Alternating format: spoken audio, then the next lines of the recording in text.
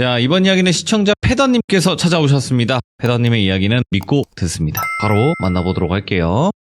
네, 여보세요. 패더님, 네, 안녕하세요. 늦은 밤까지 이렇게 또 기다려주셔서 다시 한번 감사드리고 사랑합니다. 아, 네, 저도 감사합니다. 네, 사랑한다고 안 해주시네요. 아, 사랑하죠. 아, 저 부끄러워서. 예, 그렇죠, 그렇죠. 자, 네. 오늘 패더님께서 찾아와 주셨고, 오늘 해주실 이야기는 키워드가 따로 있을까요?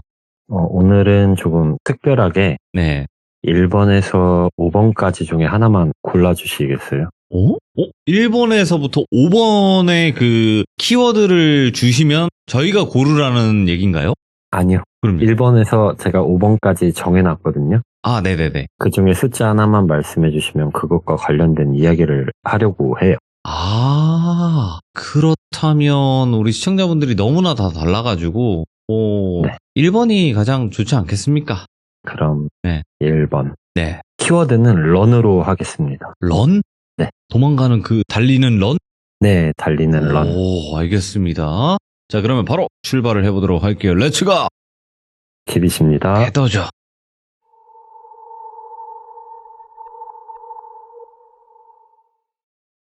이번에 들려드릴 이야기는 최근에 했던 이야기들보다는 비교적 조금 옛날에 일어난 일을 얘기를 해보려고 합니다. 네, 초등학교 6학년 때로 돌아갑니다. 아마 제 현재까지의 삶 중에서 가장 바빴던 시기 같아요. 당시에 이제 시험 기간이 아닌 평상시 루틴을 말씀드리자면 네. 새벽에 일어나서 합기도 6시부를 나갔었고 7시 30분쯤에 집에 복귀를 해서 샤워를 하고 밥을 먹고 등교를 했어요. 하교 후에는 피아노 학원에 갔다가 근처에 있는 복싱장에서 운동을 했고 운동을 마치면 샤워를 하고 또 입시학원에 갔다가 집에 오면 한 9시 정도가 되는 일과였어요. 어머니의 교육열이 엄청 강하기도 했고 예. 욕심도 엄청 많으셨거든요. 예. 근데 제가 이제 돌빈님보다 조금 어린 걸로 아는데 그래요? 네, 제가 앞이 9로 시작하거든요. 아, 그럼 어리시 동생이시군요. 예. 네, 근데 저희 세대가 보면 아니 뭐 그 나이에 뭐 그렇게 공부할 게 많냐 이렇게 말할 수도 있지만 아실 분은 아실 거예요. 당시에 이제 초등학교 6학년이면 한 빠르면 중2 5과목 진도 정도는 빼놓는 게 저희 동네 국룰이었거든요. 야, 예. 예, 이 동네라고 하면 서울은 서울인데 저희가 대치동은 아니었고 예. 그냥 서울에서 남동 쪽이라고만 말씀을 드릴게요. 네. 예, 사실 당시에는 주변 친구들도 비슷하거나 더 친한 친구들도 그런 애들이 많았어서 네. 딱히 불만이 없이 생활을 했었어요. 그치만 가장 힘든 건 시험 기간 때였어요. 시험 기간이 되면 입시학원에서 집에 오는 시간이 한 플러스 2시간에서 3시간이 추가가 돼요. 네. 문제는 정규 시간에 이 고난도의 기출변형 문제들을 막 계속해서 시험을 보는데 이 커트라인이 점수를 넘지 못하면 자습이 30분에서 1시간 정도씩 막 추가가 됐었거든요. 지금 제가 처한 부모 입장에서는 와, 그때 그게 학대지 뭐가 학대냐 이런 생각을 하긴 했는데 당시에는 시대적 지역적 상황이 있었고 또 요즘 보면 요즘은 더하면 더했지 덜하진 않더라고요. 그쵸. 그래서 런이구나. 예. 네, 그래서 억지로라도 이해를 하려는 편이에요. 예. 이 런이란 거는 중간중간 계속 나올 거예요. 무튼 그렇다 보니 어느 날에는 뭐 12시, 1시가 다 되어서야만 집에 오기도 했었고 네. 정반대의 교육관을 갖고 계신 아버지는 몇 차례 어머니와 부딪히다가 결국에는 잦은 부부간의 갈등으로 불화가 생겨서 포기를 하셨죠. 그러다가 며칠 후 토요일 저녁에 아버지가 서재로 부르시더라고요. 기쁜 마음으로 한 걸음에 갔죠. 제가 서재 갈 때 기쁜 마음이 왜 그러냐면 항상 좀 착한 일을 하거나 좀 칭찬받을 만한 일을 했을 때 그 토요일마다 주말에 서재로 부르셔가지고 10,000원짜리 문화상품권을 주셨었거든요. 근데 그게 당시에 이제 바람의 나라 쿠폰북이라고 그 60시간인가 연장할 수 있는 책이 있었어요. 네, 그래서 그런 용도로 제가 잘 사용하고 있었어가지고 요즘 말로 꿀을 많이 빨았죠.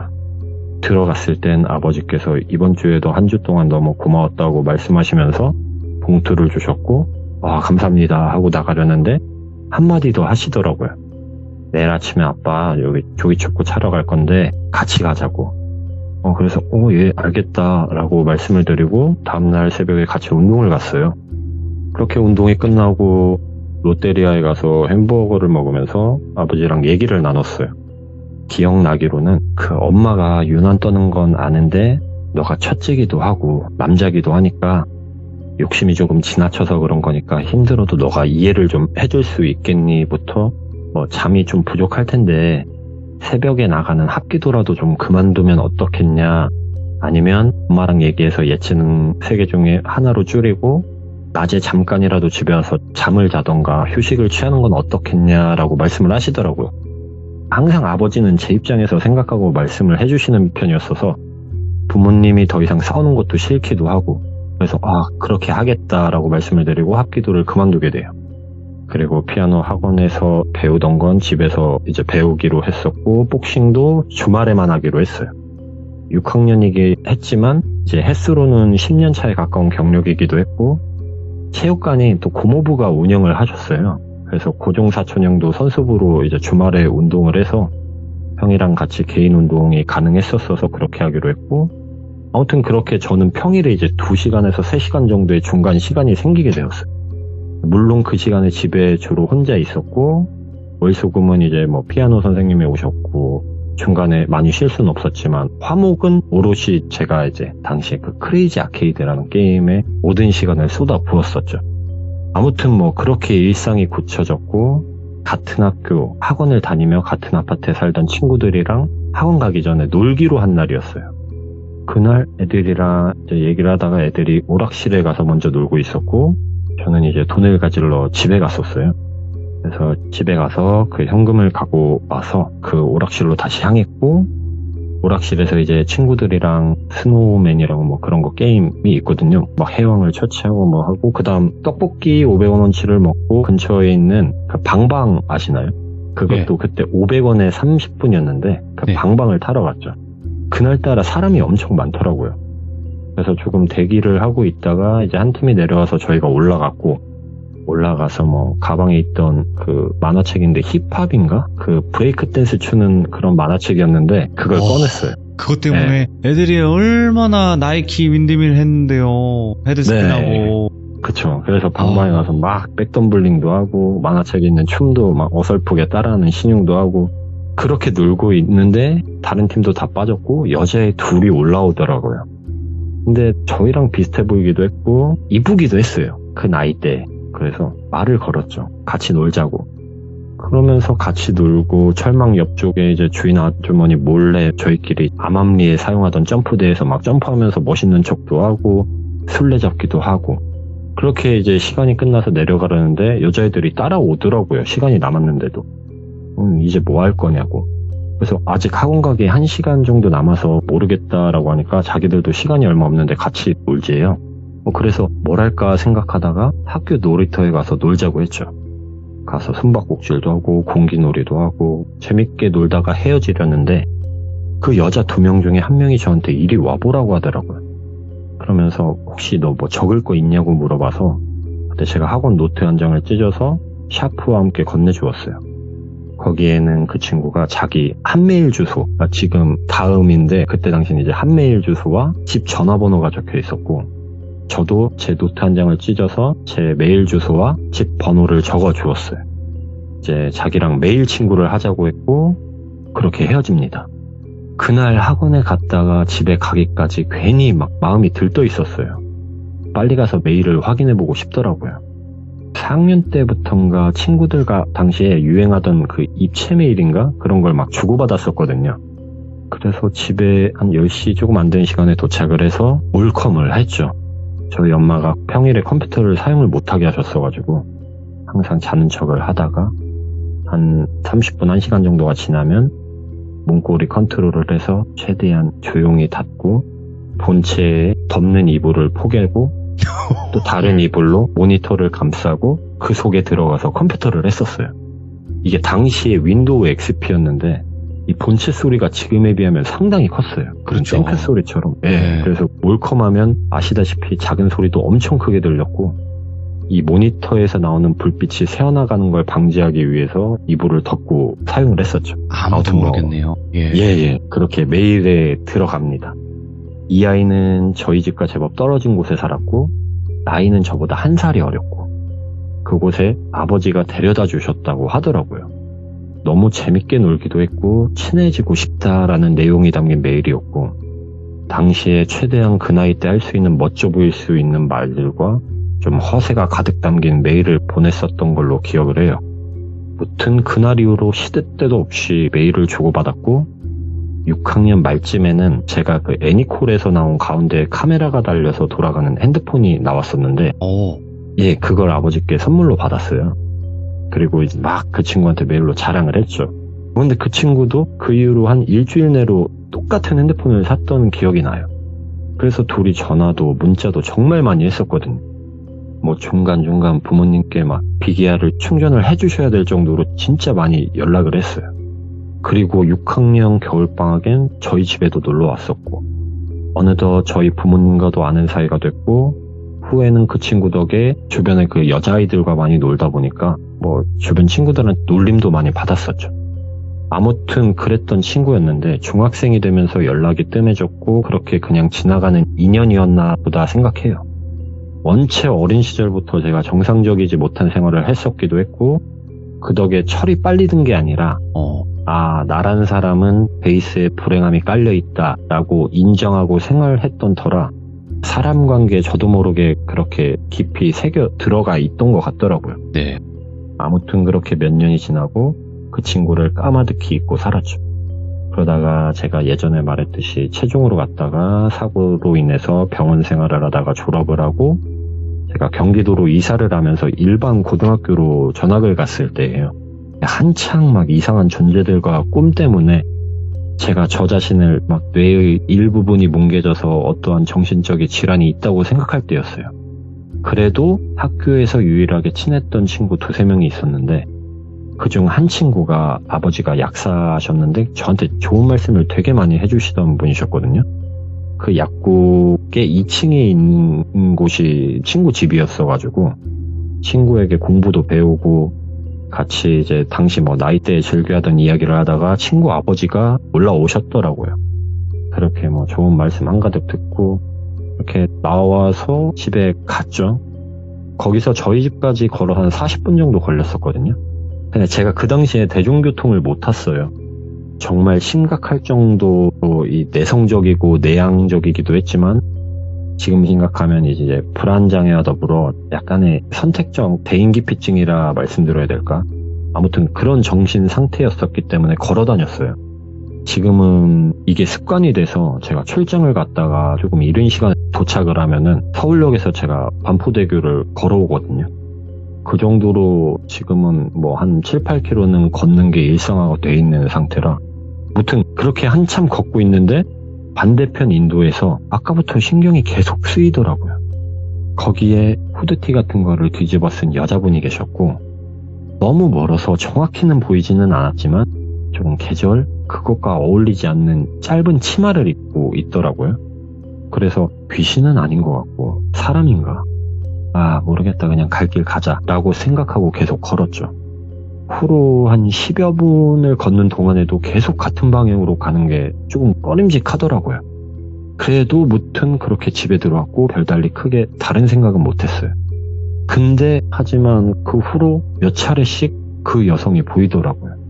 항상 저를 의식하듯이 거리를 유지하는 것 같은 느낌으로. 그래서 어느 순간부터 제가 오히려 그 여자를 많이 의식하게 되는 상황이 됐죠. 그 옷차림이 진짜 신기한 게 항상 비슷했어요. 그 푹 뒤집어 쓴 검정 후드티에 약간 프린팅만 달라진다고 해야 되나? 그리고 그 짧은 치마는 항상 똑같았고 그리고 그 여자들이 신는 뭐 구두인지 부츠인지 모르겠는데 그 당시에 조금 유행했던 건지 그런 거를 신고 있었어요. 이게 왜 자꾸 보이지? 다음에 한 번 더 보이면은 진짜 한번 따라가 보자 라는 생각을 갖고 이제 지내던 중에 또 보는 거예요. 근데 그때는 사람이 아니라고 생각을 당연히 못했던 게 꿈을 꾸지 않았었거든요. 제가 그 당시에는 내가 봤을 때 이게 그런 존재면 꿈에서 뭔가 잡아먹히고 없어져야 저게 그 존재라고 인식을 할 텐데 그렇지 않았었으니까. 그렇게 그 여자를 본 지도 한두 달이 되어가던 쯤에 시험 기간이라고 친했던 이 친구들과 독서실에 갔을 때였어요. 시간이 늦어서 그때 친구들은 좀 먼저 일어났고 저는 엄마의 전화에 12시가 조금 안 돼서 나갔죠. 그렇게 나가서 한참 걷고 있는데 저기 멀리 앞쪽에 대충 입은 옷 정도만 구별할 수 있는 거리에 그 여자가 보이더라고요. 근데 이게 내가 매일 다니는 시간도 다른데 그 시간마다 이렇게 보인다는 건 진짜 저를 어떻게 제가 무슨 타켓이거나 저에게 뭔가를 알리려고 하나? 아니면 나한테 무슨 말을 하고 싶어 하나? 그런 생각을 갖고 있었어요. 그래서 오늘은 따라가보자.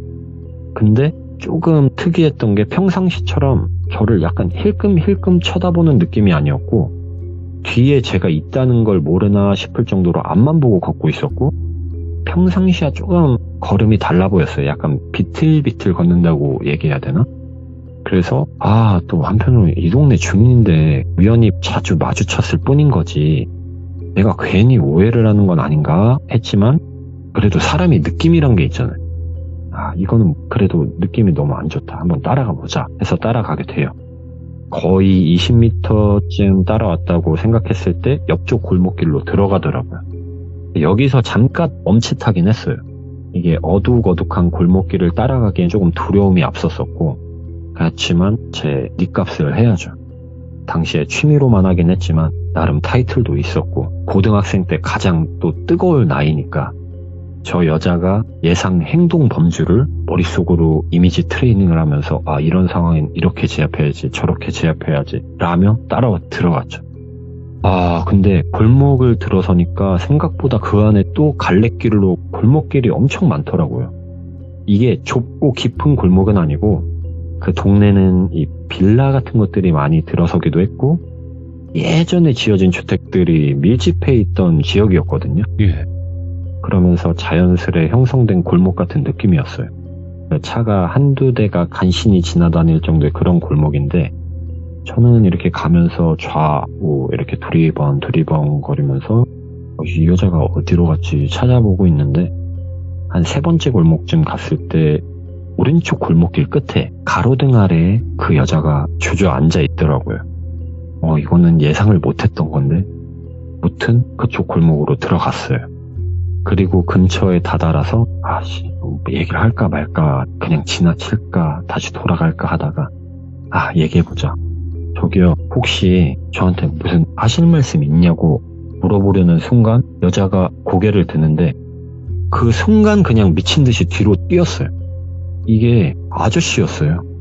그러니까 분명히 그 전에 보던 여자와 똑같은 복장을 했고 그냥 다른 사람일 수가 없어요. 제가 그 전에도 분명히 봤거든요. 여자였는데 그래서 제가 소리도 못 내고 뒤로 돌아서 막 뛰고 있는데 그 들어왔던 골목에 다다를 때쯤 옆에서 뭐가 쾅 하면서 저를 들이받고 그대로 날아가서 벽에 박고 아파할 새도 없이 누구한테 이 뒷목덜미를 잡혔거든요. 그리고 진짜 당시에는 할 수 있는 최대한 힘으로 때리려고 했는데 이게 날아가면서 오른쪽 어깨랑 머리랑 그쪽 벽에 박으면서 제 말을 듣지를 않더라고요. 이 수술하고 1년도 채 안 되기도 했었고 아직은 완전히 100%의 몸 상태가 아니었거든요. 그렇게 부딪히고 주변에 소리라도 질러서 도움이라도 청하자 했는데 그때 잠깐의 순간에 볼과 턱에 차가운 느낌과 함께 기절을 했어요. 이게 그때 그게 뭔지 아직도 확실하진 않은데 음료병이나 캔 이런 거였지 않았을까 싶어요. 시간이 얼마나 지났을까. 막 어깨에 욱신대는 고통과 함께 일어났더니 볼이 얼얼하더라고요. 근데 깜깜해요. 아무것도 보이지 않고 뭔가 큰 공간이라는 건 인지가 되고 창들이 엄청 많은데 그 멀리 있는 창들에서 약간 달빛인지 이렇게 안으로 새어 들어오는 게 보이더라고요. 그리고 제가 일어난 곳은 완전 냄새나고 썩어 문드러진 매트리스 한 장. 그 위에 제가 누워 있었고 이게 뭐지? 상황이 이해도 안 되고 말로만 듣던 이 인매매 집단인가? 그렇게 죽으려고 할 때는 살더니 역시 내 팔자 고통스럽게 죽나 보구나 라고 생각하고 있는데 발자국 소리가 멀리서 들리더라고요. 네. 근데 이 빈집에 가구 하나도 없을 때 소리가 울리듯이 그렇게 콩콩콩 울리는데, 이게 철제 계단 같은 걸 밟고 내려오는 건지 올라가는 건지 모르겠는데 그런 소리가 들리더라고요. 그리고 뭔가 스위치를 켜는 소리가 났고, 진짜 높은 천장 위로 한 6개, 8개 뭐 군데군데 설치된 노란 불빛들이 엄청 연하게 켜졌고, 예. 그 사이에 막 이쪽 저쪽 둘러다 보니까 규모가 그렇게 크진 않은 공장 같더라고요. 그리고 위에는 노란색 그 갈고리 호이스트? 크레인? 그런 게 이제 대롱대롱 달려 있었고, 예. 저 앞쪽으로 끝에 2층에 사무실 같은 게 있었고, 거기로 올라가는 계단이 오른쪽으로 있었고, 아무튼 그 계단 쪽에 아까 그 남자가 서 있더라고요. 그리고 그 옆에는 누가 있겠습니까? 제가 계속해서 봐왔던 그 여자가 있는 거예요. 이게 뭔 상황인지 이해 못하겠고, 처음에는 그 아저씨의 얼굴을 제대로 보지 못했어서 저는 그 여장을 한 아저씨를 다른 남자로 생각했고, 그 아저씨가 그 여자 분장을 했다고 생각을 했어요. 아무튼 저를 이미 때리고 납치까지 했는데도 불구하고 어디를 묶어두거나 그러질 않았었어요. 저를 저렇게 여유를 부리나 라고 생각을 했고, 예. 핸드폰을 찾으려고 막 주머니를 뒤적거리고 있었는데, 페더야 이거 찾니? 라고 하면서 위에서 제 핸드폰을 흔들더라고요. 그 아저씨가 제 이름을 알고 있더라고요. 예. 그러면서 아저씨랑 게임 하나 할까? 라고 하더라고요. 그리고 저는 무시하고 그 제 뒤편으로 공장에 이 미닫이처럼 큰 문 있잖아요. 그 문에 또 약간 쪽문처럼 하나가 있더라고요. 예, 그쪽 방향으로 막 뛰었어요. 맨 처음에 미닫이 문에 걸려있던 쇠사슬 때문에 한번 크게 낙담을 하고, 그래도 사람이 호랑이 굴에 들어가도 정신만 차리면 산다고 옆에 있는 그 쪽문을 진짜 미친 듯이 발로 찼어요. 가족들도 너무 보고 싶고, 예. 친구들도 너무 보고 싶고, 하느님이든 부처님이든 어떤 님이든 나 진짜 여기 탈출하면 뭐가 보이고 뭐가 느껴지던 간에 앞으로 나 그런 거 신경 하나도 안 쓰고 진짜 제대로 살아볼게. 착하게 살 거고 부모님도 막 도와서 진짜 열심히 살게요. 막 혼자 속으로 진짜 엄청 빌었거든요. 그렇게 얼마나 때리던 와중에 문이 열렸어요. 쪽문이. 와, 됐다, 끝났다, 니네 진짜 다 죽었다 신고만 하면 여기서 낙담이 아닌 포기를 하게 돼요. 그 쪽문이 열리고 나간 공간은 지금 이거가 똑같은 그 트윈 공장이었어요. 완전 쌍둥이 공장. 근데 거기는 출입문이 없고 사방이 막혀 있더라고요. 그리고 창문으로 나가려는 생각도 해봤지만 여기가 웨어하우스인지 그 선반 같은 것들이 막 설치되어 있고, 그 렉에는 무슨 철제로 된 부품 같은 것들이 가득 채워져 있었거든요. 그래서 창문을 통해 나가지도 못하고. 예. 근데 그렇게 하던 와중에 제가 문을 막 발로 차면서 부실 때부터 뒤에서 그 아저씨가 막 박수를 치더라고요. 야, 막 잘한다. 그래, 남자 배포가 있어야지. 그러면서 제가 거기에 약간 울먹거리면서 다시 원래 있던 공장 쪽으로 나올 때까지 웃으면서 박수를 치고 있더라고요. 너무 무섭더라고요. 그냥 이 나이 먹도록 그렇게 무서웠던 적이 없어요. 이게 귀신? 진짜 귀신은 한 수 아래예요. 그런 상황에서 최대한 침착하게 행동을 하려고 머리를 굴렸지만 이게 이미 뭐 눈물 콧물 줄줄 나고 바지에 지를 힘도 없어요. 진짜 다리가 이 사시나무 떨리듯이 제 의지와 상관없이 완전 개다리 춤을 추고 있었고, 그렇게 서 있는 것조차 너무 힘든 상황에서 조금의 희망을 발견해요. 여기서 진짜 출입구는 그 사무실로 올라가는 계단이 시작되는 곳 맞은편에 쪽문이 진짜 출입구 같더라고요. 근데 거기까지 도저히 달려갈 정신이나 힘 어떠한 것도 없었어요. 예. 대체 왜 그러냐고 이유를 묻고 싶은데 또 제 입에서는 죄송해요, 살려주세요, 진짜 잘못했어요, 제발요, 이런 말밖에 안 나오더라고요.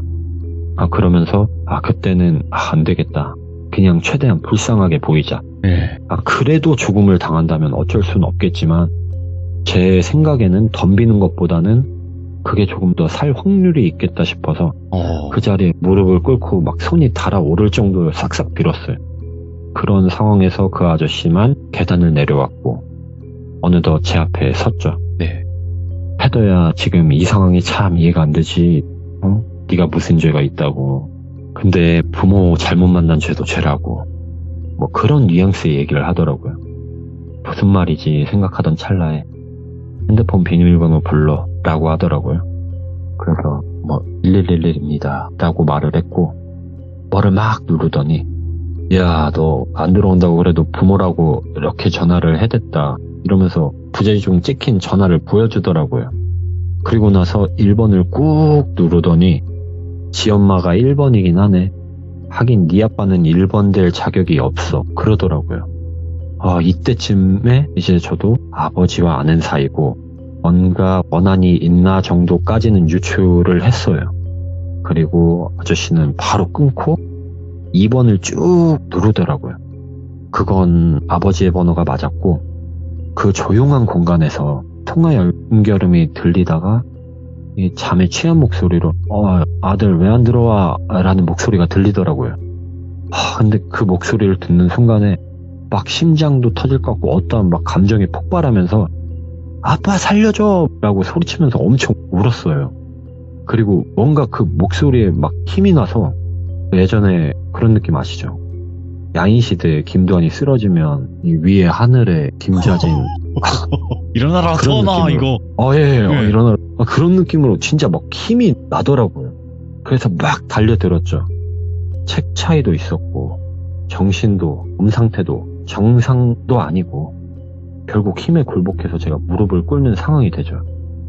그리고 아버지는 막 무슨 일이냐고 막 소리를 지르시던 게 들렸고 그 아저씨가 폐사장 나야 땡땡물류. 그러니까 저희 아버지를 그냥 폐사장이라고 할게요. 그랬더니 아버지가 진짜 제가 아버지한테 그런 욕설을 들어본 적이 없는데 엄청 심한 말과 욕설을 섞으면서 내 아들 건드리면 죽여버린다고 정확히 기억은 안 날 정도의 욕설과 고성이었어요. 그리고 그 아저씨는 막 말하는 걸 자르면서 내가 오늘 점심때까지 시간을 줄게. 2억 5천 준비해. 내가 예정 생각해서 시간 주는 거라고. 그리고 점심때가 지나도록 돈이 오질 않는다던가 혹시나 경찰이 개입이 되면 바로 네 아들 목 골라서 앞에 내놓고 나도 극단적인 선택할 거니까 알아서 하라고.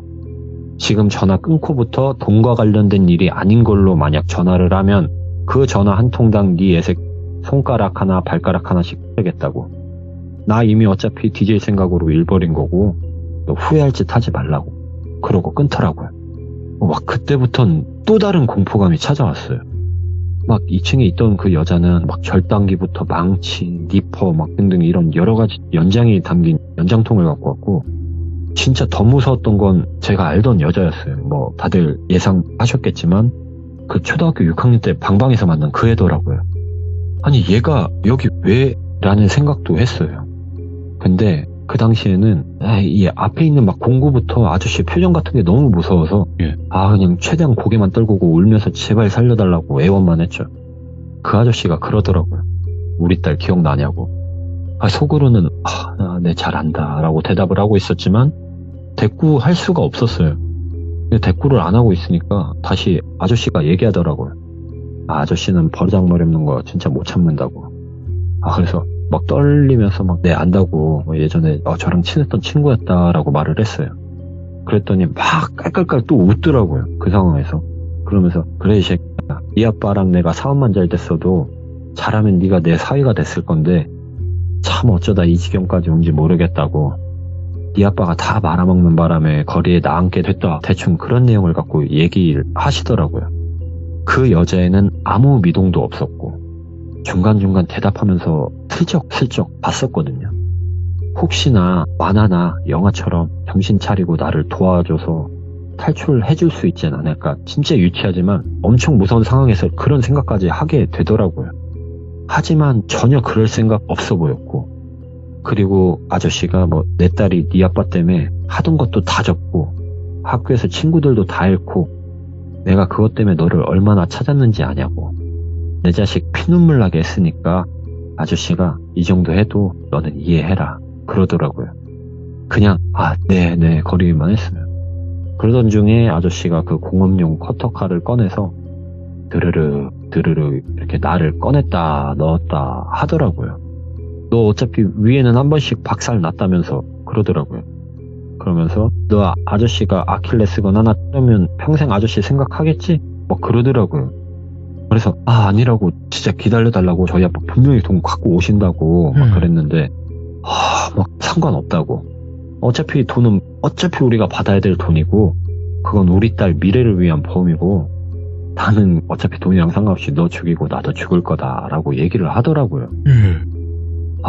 진짜 막 너무 무섭더라고요. 이게 눈앞에 칼이 왔다 갔다 거리고 계속 드르륵 드르륵 거리니까 그렇게 막 겁도 주고 저는 울고 살려달라 빌고 이렇게 계속 반복되다가 나중에는 너무 울어서 눈물도 안 나오고 이제 이 상황을 인정을 해버린 거죠.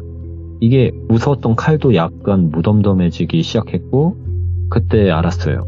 이 사람이 포기를 하면 이렇게 되는구나. 그냥 그때부턴 대답도 안 했어요. 속으로 그래 찔러면 찔러라. 모르겠다. 그러고 있는데 전화가 왔어요. 그 새벽에. 역시나 아버지였고 돈 갖고 밖에 왔으니까 문 열으라고 그 소리가 딱 들리더라고요. 근데 이어서 그리고 지금 돈을 찾을 곳이 마땅치 않으니까 내가 이 돈 우선 주고 대신 나를 묵던 뭘 하던 안에 들여보내달라고. 그리고 아침 되면 나머지 차액 보내고 정리하자고. 경찰에 신고 안 했고 앞으로 할 생각도 없다. 대신 애만 멀쩡하게 보내줘라. 걔 멍청한 애도 아니고 이렇게까지 이야기했는데 신고 안 할 거다. 이런 식의 대화였어요. 이제 당시에는 잘 기억은 안 났는데 제가 이건 아버지한테 들은 내용이거든요. 근데 그 아저씨는 막 방금 전까지 뭐라도 할 것처럼 보이더니 이렇게 준비할 수 있으면서 왜 계속 기다리라고만 했냐고 막 소리를 지르면서 같은 부모 입장으로 생각해 보라고. 당신 때문에 내 딸이 이런 상황이 되었다. 이건 뭘로 보상을 받냐. 막 그렇게 화를 내셨고 보통 아버지는 뭐 계속 미안하단 말만 했어요. 그리고 아저씨가 문을 열어주러 나가시더라고요. 그쪽 출입구 쪽으로 가다가 갑자기 돌아오시더라고요. 어느새 기다림에 지친 아버지는 그 아저씨가 돌아오는 동안 공장이 울릴 정도로 밖에서 문을 흔들고 발로 찼고 아저씨는 제게 와서 근데 아무래도 이렇게 그냥 보내주는 건 힘들다면서 커터칼을 또 드르륵 거리더니 일어나라고 또 위에 우통 잡고 올려보래요. 근데 안 할 수가 없었어요. 뭔가 일을 당할 것 같은데 더 큰 일을 막기 위해선 그냥 시키는 대로 해야죠. 그래서 들자마자 커터칼로 재배를 쳤죠. 그 뛰는 순간 사실 좀 신기한 건데 통증 같은 거는 없었어요. 너무 놀래서 그런 건지 뭔진 모르겠지만 아무튼 너무 놀랬어요 진짜. 그래서 이거 죽겠다. 가만히 있다가 이 사람 여기도 찍었으니까 다음엔 더 심한 짓도 할 수 있겠다라는 생각이 들어서 막 뛰었어요. 진짜 그 출입구 쪽으로 뭐 아무런 생각도 없이 그냥 뛰기만 했어요. 그 칼만 안 빠지게 잘 잡자 그 생각을 갖고. 그리고 거기에 갔을 때는 문이 진짜 지금 생각해도 짜증나는데 문이 정말 간단하게 잠겨 있었어요. 그냥 옆으로 한 번만 반칸만 돌리면 그게 풀리는 거더라고요. 그걸 풀고 나갔죠. 그리고 아버지에게 안겼고 아버지는 들고 오신 그 돈가방을 던지고 저를 안고 울면서 막 달리시더라고요. 다행히 커터칼도 종류가 많잖아요. 막 돌려서 고정할 수도 있고. 근데 그런 커터칼이 아니었거든요.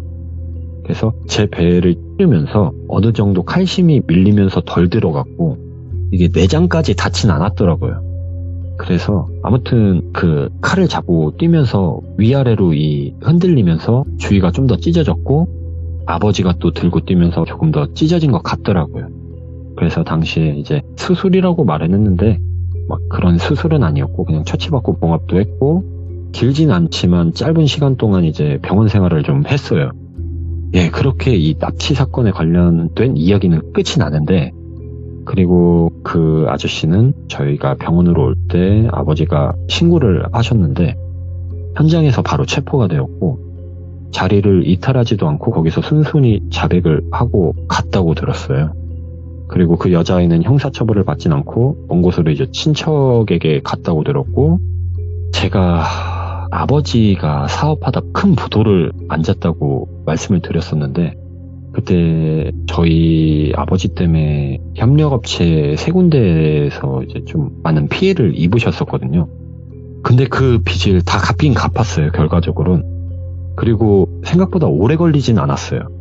하지만 피해자 입장에서는 또 하루하루가 1년 같았을 수도 있고 어쨌거나 저쨌거나 우선 그때 그분들에게는 아버지를 대신해서 정말 죄송했다고 말씀을 드리고, 현재는 그 나머지 두 업체 대표님들과 아버지는 지금 또 비슷한 관계를 유지하고 계세요.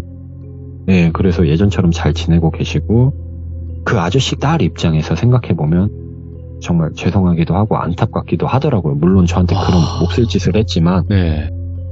근데 이게 이렇게 모든 게 끝나면 시원하겠죠. 네. 근데 제 팔자 이쯤 되면 아시잖아요. 네. 제가 현재 이사 준비 중이거든요. 예. 예, 제가 좀 이사를 가려고 준비 중인데, 이 앨범이 지금 창고에 들어가 있어서 그런데 제가 조만간 돌비님한테 사진을 몇 장 보내드릴 거예요. 이거과 관련된 건데, 예. 뭐냐면 제 결혼 사진에 그 여자가 있어요. 그게 아니, 고등학교 때 겪은 일이고, 거의 결혼까지는 10년까지는 아니지만 7, 8년 동안 아무런 연락도 없었고 마주친 적도 없었고 그 여자가 살았는지 죽었는지도 모르거든요. 예. 근데 결혼식 때 제가 조금 아버지 손님이 좀 많았어요. 네. 그래서 정말 정신이 없었고 제 지인들도 조금 많이 왔었어요. 원래 정신 없죠, 결혼식 때. 그쵸, 진짜 정신 없잖아요. 네. 그리고 특히 사진 찍을 때 신랑 친구 사진, 신부 친구 사진, 회사 동료, 군동기, 베프들, 찍고 싶은 친구들. 근데 이 친구 저 친구 다 같이 찍은 사진에 제 아내 쪽 하객 오른쪽 구석에서 옆에 바로 왼쪽에 네. 있더라고요. 와, 소름이다, 이거. 예전에 몰랐거든요. 네. 결혼 앨범 볼 때도. 사실 결혼 앨범 볼 때 이제 그렇게 집중해서 보진 않으니까 보통. 그죠. 예. 전혀 모르다가 저희가 이사 준비 한 달 전부터 하다가 이제 아내가 애들한테 엄마 아빠 어릴 때 앨범이랑 또 결혼 앨범을 보여주는데 갑자기 아내가 그러더라고요. 근데 이 여자는 누구였지? 막 그러더라고요. 왜냐면 아내가 모르는 여자가 거기 있을 확률은 제로거든요. 그렇죠. 왜냐면 제 하객으로 가족을 제외한 여자는 딱 6분 오셨는데 다 아내가 알고 있는 사람들이었거든요. 네. 그래서 자기 전 여친 아니냐고 막 장난을 치더라고요. 그래서 누군데? 하고 갔는데 그 여자더라고요. 이 여자가 왜 여기 있지? 속으로 생각을 하고 이게 아내가 겁을 먹을까봐 얘 여친이었을걸? 이러고 말았어요. 그리고 아빠한테 전화를 했어요. 다음날 전화를 해서 아빠 오늘 집에 와서 결혼사진 한번 봐보라고. 거기 그 여자 그 옛날 아저씨 딸 아니냐고. 그렇게 하고 그날 저녁에 아빠 확인하고 누구 말하는 거냐고 해서 그 사진을 어디 보라고 했더니 야 이거 맞다. 이 미친 땡이 여기 왜 있냐고. 와 돌아버리겠네 막 이러더라고요. 아무튼 제가 016에서 010 와서는 번호를 바꾼 적이 한 번도 없어요. 아마도 제 친구 목록 중에 아직도 누군가 한 명은 그 여자라고 생각을 하고는 있는데 누군지는 도통 모르겠어요. 이게 제가 막 인싸도 아니고 그냥 오래 써온 만큼 오랜 기간 저장해온 번호가 많아서 제가 MBTI 그렇게 좋아하진 않지만 제가 인티피라 번호가 그렇게 많아도 연락을 잘 안 하거든요. 카톡 프로필에 사진 없으면 누가 누군지도 잘 모르고 카톡도 솔직히 말씀드리면 돌비님 때문에 그나마 요즘에 많이 확인하는 편이고 예. 사실 업무 관련된 것도 사람들이 답답해서 문자로 많이 주거든요.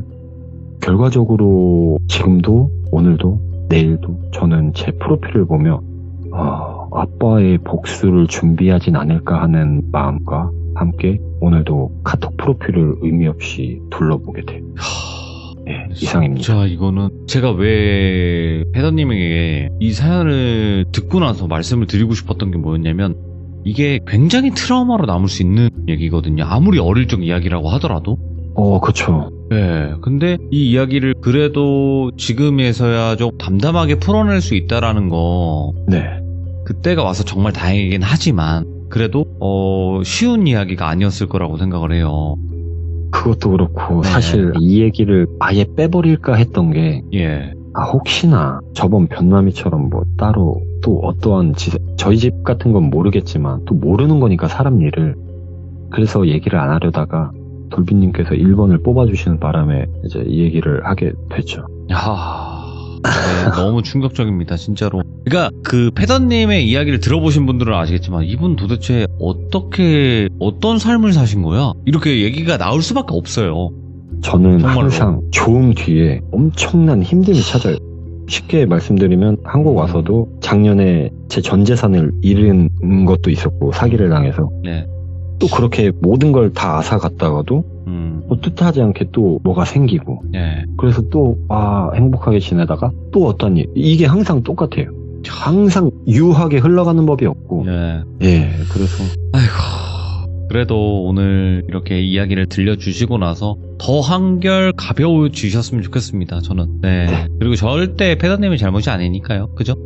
예. 네. 아이고 오늘도 이야기 이렇게 전달 잘 해주셔서 감사드리고요. 다음번에도 다른 이야기로 찾아와 주시기 바라겠습니다. 감사합니다. 네, 감사합니다. 네. 혹시 시청자분들 중에서도 누군가에게 말하지 못했던 그런 트라우마가 있을 법한 현실 공포 이야기를 겪으신 분들이 분명히 계실 거라고 생각을 합니다. 여러분들이 괜찮아지실 때 그리고 누군가에게 이야기를 했을 때 조금이나마 그 트라우마나 그런 아픔이 줄어들 수 있다면 언제든지 저희 또 돌비 공포 라디오는 열려 있으니까요. 사연 신청 부탁드리도록 하고요. 이번 이야기는 역시나 믿고 듣는 패더님의 이야기였습니다. 감사합니다.